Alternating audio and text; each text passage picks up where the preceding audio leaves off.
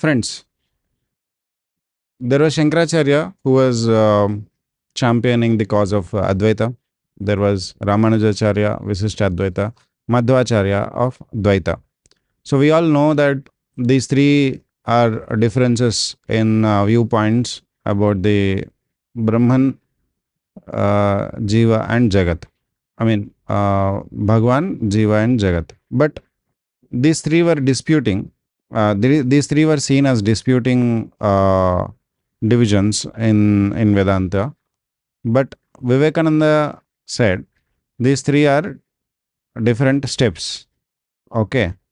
So Vivekananda, in a way, synthesized it and solved it. And these three are steps in spiritual life, these 3 points of view. In fact, not just these, but any darshana is actually a viewpoint that a person takes on himself, the jiva, jagat, the world, and God, Brahman.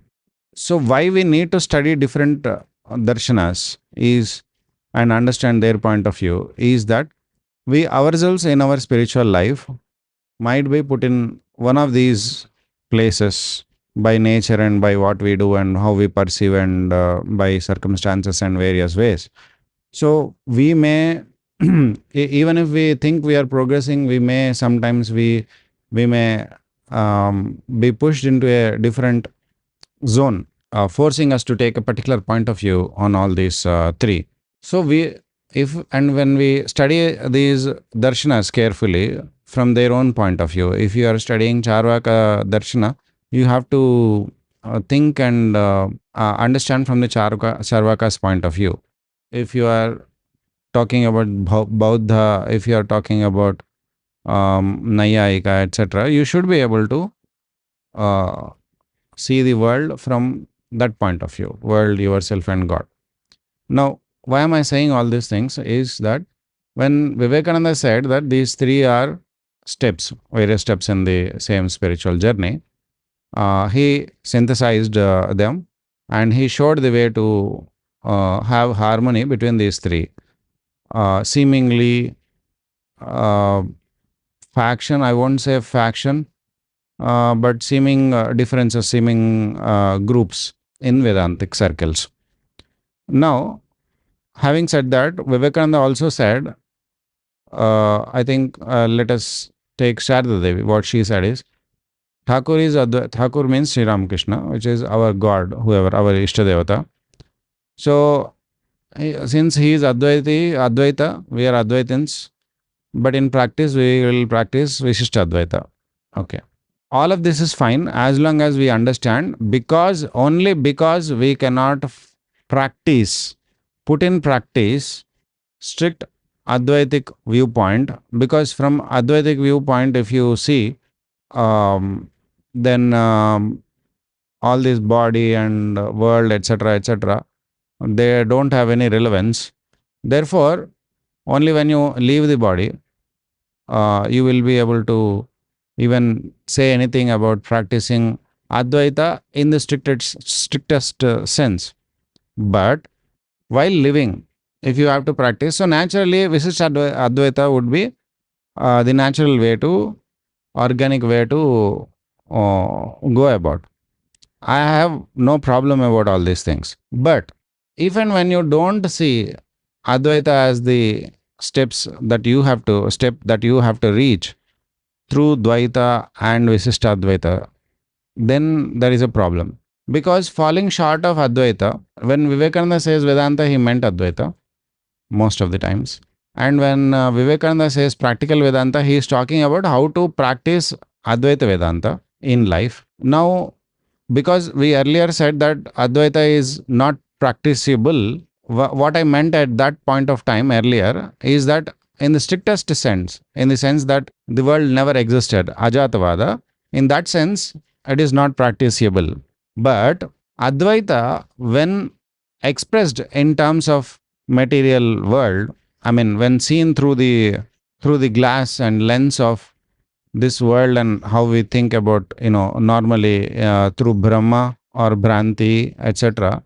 However, we see wherever we are, however we see Advaita, and if that Advaita has to be expressed in a natural and organic way in this world, and if we have to form systems in this world, like economic systems or political system or social system or cultural heritage system, all kinds of system based on faith and how to produce and what to produce, when to produce, how much to produce, things that we consume, why to consume, how much we can consume and why not, and what are the moral rules and laws and policies.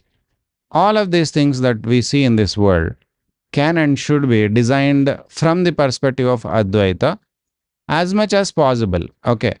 So when we do that, what comes out is Virat Puja. Virat Puja means God in the form of all this existence, everything that you see, that is God, including yourself, including the world, and including the ideas that you have about God, whether it is with quality, without quality, with attributes, not no attributes, or with form or without form, etc. All of that included is Virat Purusha.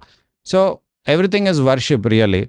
You are participating in the worship, worship is happening, and so there is nothing really specially that you need to do as worship, except if you are a beginner and you are practicing something, practicing the how to reach to a state where you naturally are able to see all this as such, as just what I mentioned, as the same. Like Sri Krishna gives wonderful examples of, for example, a parrot made with sugar. Okay, it is all sugar really, but the form seems like a parrot, but there is no parrot in it. There is only sugar in it, but you still are able to see the beauty of the parrot, and you can enjoy it. You can enjoy it as parrot, but all the while you know it at the back of your mind that it is only sugar.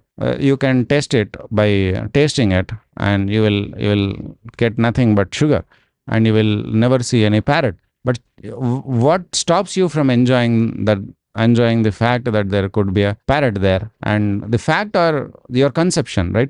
So reality and conception both are okay. So what is reality is the material reality of it, which is sugar, and conceptualization, your mind and brain, all of this, when they look at the reality, how you understand, that is the concept. So you understand it as a parrot, fine, no problem. You can understand the same thing as an elephant, nobody cares, because ultimately it's a play, right? So that way, if you practice, and through that lens, if you have to redesign and re-envision this whole world, now there is a flawed system in this world, because of which people are facing injustice every day. Everything except righteousness is taken as standard, and truth, nobody cares about truth, and nobody means most people. So we can change this world, rebuild this world, revive and reform this world into such a world that is the nearest to Advaitic concept in expression. Okay, the best expression of Advaitic concept. That is what we are aiming at, and that is Ramakrishna's mission, really. And if we are missionaries, that is what is our mission, and we have to calculate how far we have come, and what where we have to go, and whether we have some opportunities, challenges, strengths and weaknesses, etc., and threats. Anyway, so the point of this video is, if you do not understand that all three are the steps, number one, if you do not understand that, if you do not understand which step is lower and which step is higher, then there is an issue. There will become it will become an issue, number one. Number two, because the Advaita, why should we take Advaitic standpoint as the highest standpoint? Because it encompasses everything, Dvaita stand and Visishtadvaita stand, and it is the broadest you can get, it is the deepest you can get, it is the longest vision that you can have. So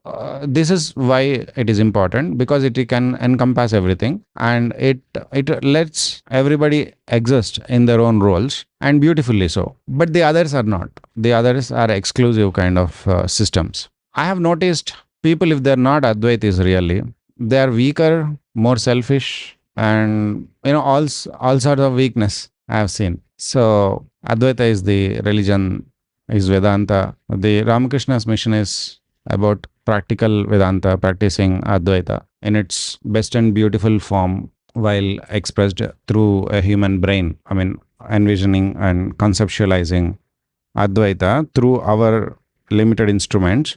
However, we can see that kind of world we need to build. That is the mission of Ramakrishna.